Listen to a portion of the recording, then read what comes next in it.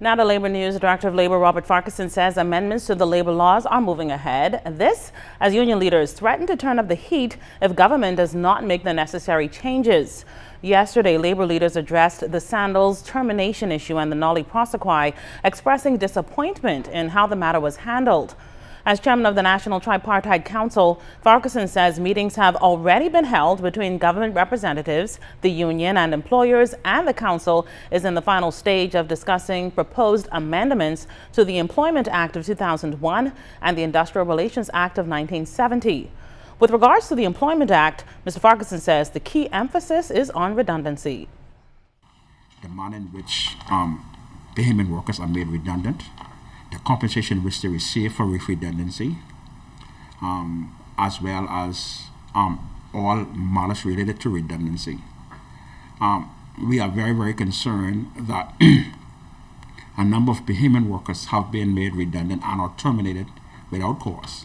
And the government is extremely concerned that employers are really, in some instances, not in all instances, are really taking advantage of the fact that payment workers are at a disadvantage when it comes to making people redundant and or terminating for them without cause.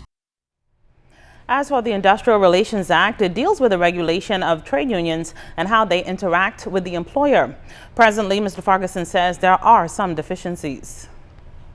The recommendations has come forward from the National Congress of Trade Unions Bahamas and the Commonwealth of the Bahamas Trade Union Congress, with particular emphasis on collective bargaining agreements, the recognition of trade unions, the need to strengthen the legislation to ensure that the process of collective bargaining convenes as quickly as possible, the fact that there is no provisions in the law today that compels an employer to enter into good faith negotiations.